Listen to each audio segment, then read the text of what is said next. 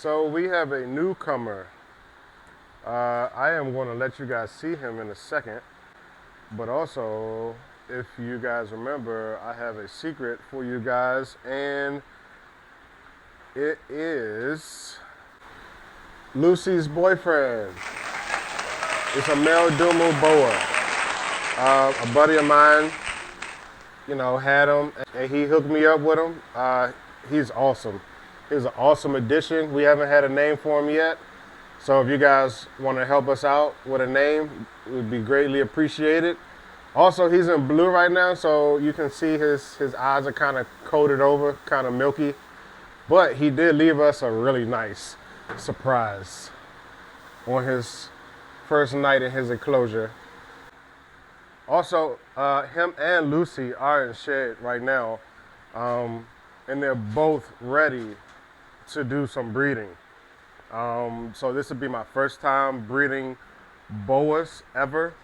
And the difference between boas and pythons. Pythons lay eggs. Boas have live birth.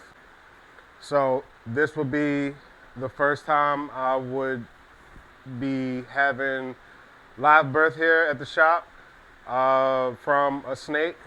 And you guys already know I produce ball pythons. And we have some cooking up right now, which I'll show you guys also in a second. I got some pointers from, I call him my uncle, Uncle B, Brian Barchak. So I spoke to him this morning. He told me how to go about it. So I'm gonna try to see if I can make something happen. And then let's fingers crossed. Speaking of the ball pythons, here's one pair that I have going right now. Superfire Jasper, and then we have a Firefly female.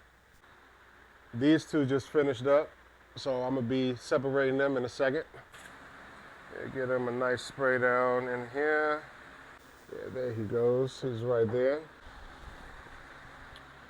So while I clean up this poop, something in my eye. Start over. I get a lot of people that ask me how did they want pointers to start or open up a pet store. Wait a minute, I don't know if this thing is loud or what, because I'm like right by the fan. But it is hot in here. So I'm gonna sweat. I'm gonna sacrifice for like a good minute. So they asked me, what are some tactics to opening up a pet store? And honestly, I tell people all the time, I never really expected to open up a reptile store. I mean, my thing was always clothing. So, but when I did decide to open up a pet store or reptile store, because it's not a pet store. I mean, it is a pet store, but I don't sell like dogs and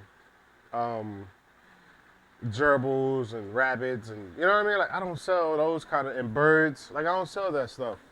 So, but it's still a pet store though. You know what I mean? Just a reptile store. So yeah, a lot of people ask me, how did I do it and stuff like that, and what tips can I give? So this is what I tell people. This is the tip that I can give. If you love these animals, go into it with the mindset of caring for these animals.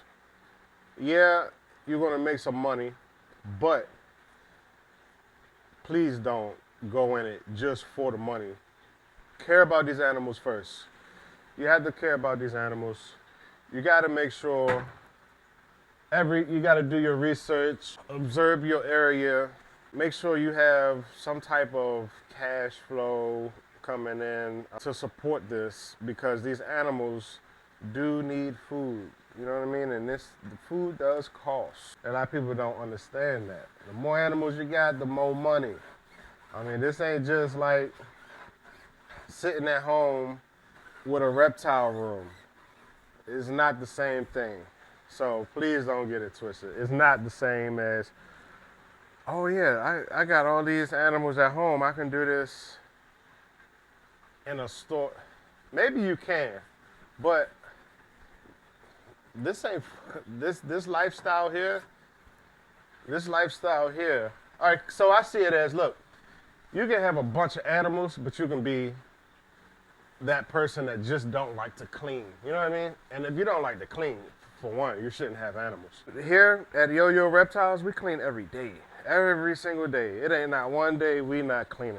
Like right now, I'm cleaning the outside of this enclosure.